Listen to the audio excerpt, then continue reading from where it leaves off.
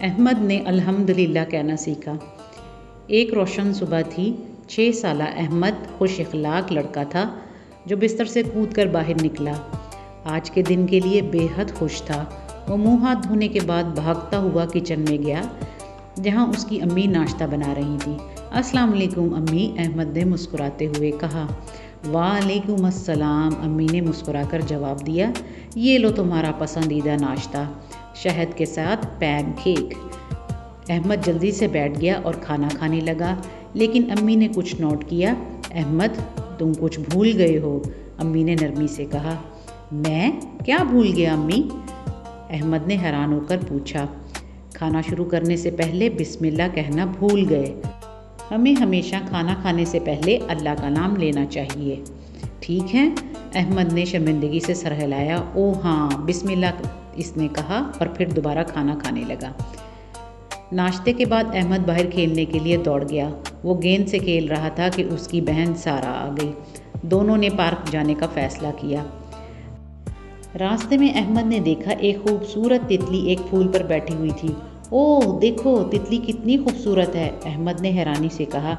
सारा मुस्कुराई और बोली, तुम्हें मालूम है, जब भी हमें कोई खूबसूरत चीज़ दिखाई दे या हमें खुशी मिले तो हमें अल्हम्दुलिल्लाह कहना चाहिए, क्योंकि ये अल्लाह की तरफ से एक नेमत है। अहमद ने हैरान होकर पूछा, अल्हम्दुलिल्लाह, इसका क्या मतलब है?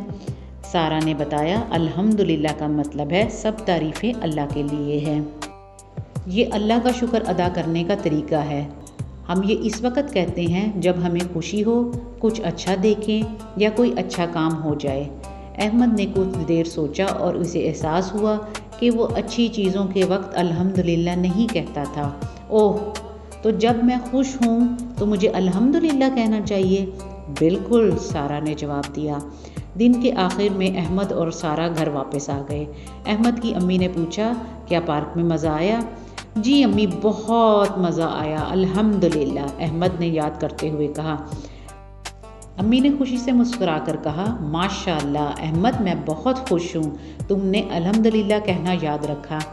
हमेशा अल्लाह का शुक्र अदा करो कि इसने हमें इतनी सारी नेमतें दी हैं। इस दिन के बाद अहमद ने अपनी आदत बना ली कि जब भी इसे कोई खुशी मिले या कोई खूबसूरत चीज़ देखे, अल्हम्दुलिल्लाह कहे।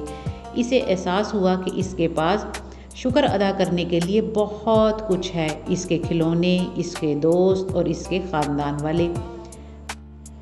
और जब भी वो अल्हम्दुलिल्लाह कहता, वो अल्लाह को करीब महसूस करता।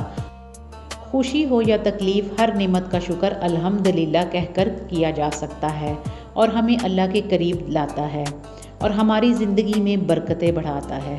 अगर आपको आज की कहानी अच्छी लगे, चैनल को सब्सक्राइब करें, शेयर करें, बेल आइकन ज़रूर दबाएं ताकि नई आने वाली कहानी का नोटिफिकेशन मिल जाए।